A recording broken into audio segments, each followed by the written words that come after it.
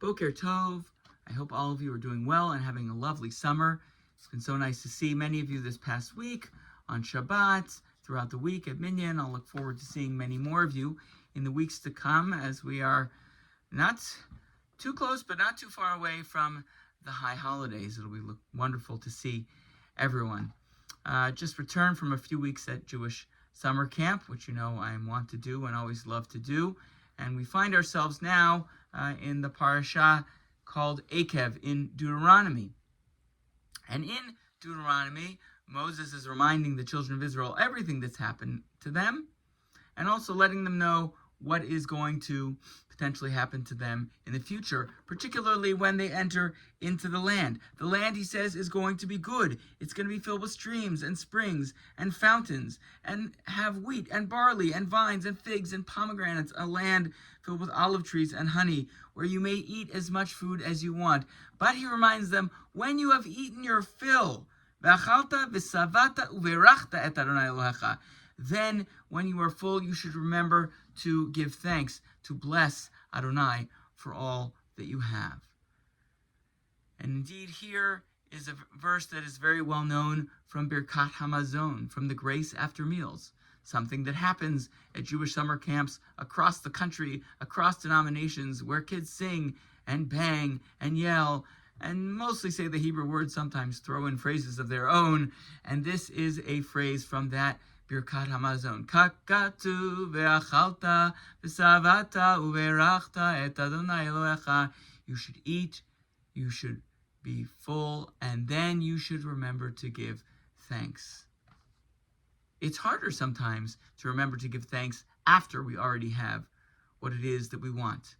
It's harder to give thanks when everything is going just fine, when everything is going well, when we are full.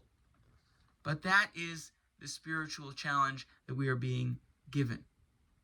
Maybe this is because I grew up with a mother, Alav Shalom, who made sure that I wrote thank you notes. Very important.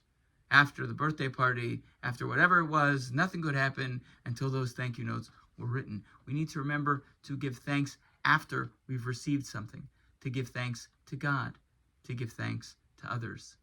When everything is wonderful, we need to remember to show gratitude. And by doing that, says Rabbi Shlomo of Karlin, from the blessing itself, we will become full. It's something that we should remember, particularly, says the Ner Lamor, when things are going well.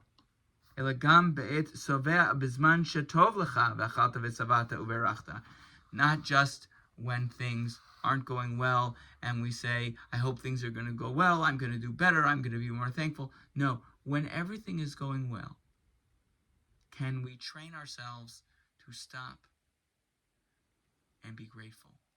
Because if we can do that, says the tradition, if we can practice and develop that spiritual discipline of gratitude, when things are perfectly wonderful, when we're feeling wonderfully full and satisfied, if we can show gratitude to God, to others, in moments of prayer, in words of thank you, in thank you notes, in ways small and big, if we can work on doing that, then we can train ourselves to have a sense of God's blessing and bounty and all of the wonderful privileges that we have in our lives. And so may we be able to do that in this week ahead. And as we look towards a new year, I wish you a wonderful week.